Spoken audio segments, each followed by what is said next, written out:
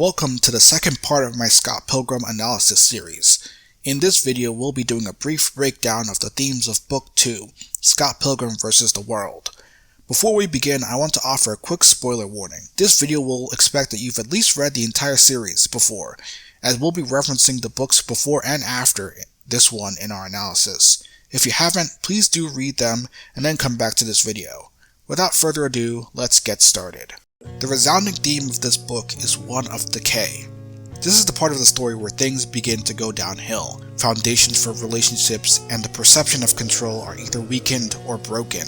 The first type of decay is the decay of confidence. In regards to the quest to defeat Ramona's evil exes, Lucas Lee is the first evil ex to pose a significant physical threat to Scott. This erodes his confidence in himself, and his title of toughest fighter in the province gets challenged. Ramona discovering knives and the return of envy also erodes Scott's belief that he has everything under control. Scott ignores the consequences of his actions to inflate his false sense of stability, though this becomes harder as they grow larger and more unruly. The next type of decay found in this volume is one of perception. An overarching concept in the series is the idea of being prisoners of our own mind. Whether from a metaphorical angle or a literal one, the cast being stuck inside themselves leads to their understanding of themselves and their world to be warped. The book opens with a flashback to Scott's time in high school, which we eventually learn in the last book are memories that have been tampered by Gideon. How has this affected the rest of Scott's life? Is this the source of his false bravado? I think the more likely answer is that the altered memories fed into Scott's perception of who he is and amplified those toxic attributes, rather than creating a new personality.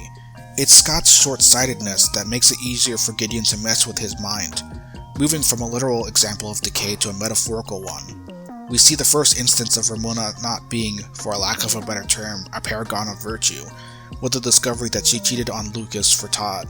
Does this matter to Scott? Does what he discovered about her throughout the story change his opinion of her? Does he even care about her past?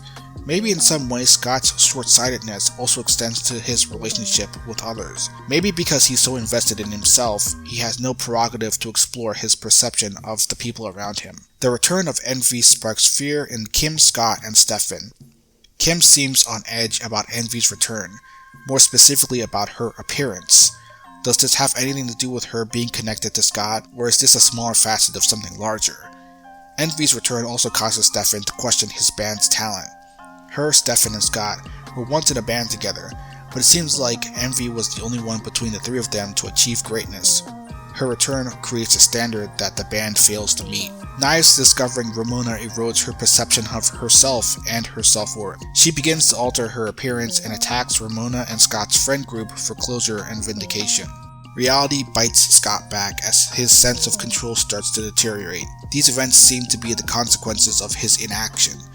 Firstly, Lucas Lee proves to be a difficult challenge, one Scott could have better prepared for. Knives and Ramona fight for the first time, which Scott could have prevented. Finally, Envy returns from the past to seek retribution, a consequence of her tumultuous relationship with Scott. At every opportunity, Scott forfeits his autonomy over to fate in exchange for ignorant bliss. This paves the way for the full force of his consequences to come crashing down.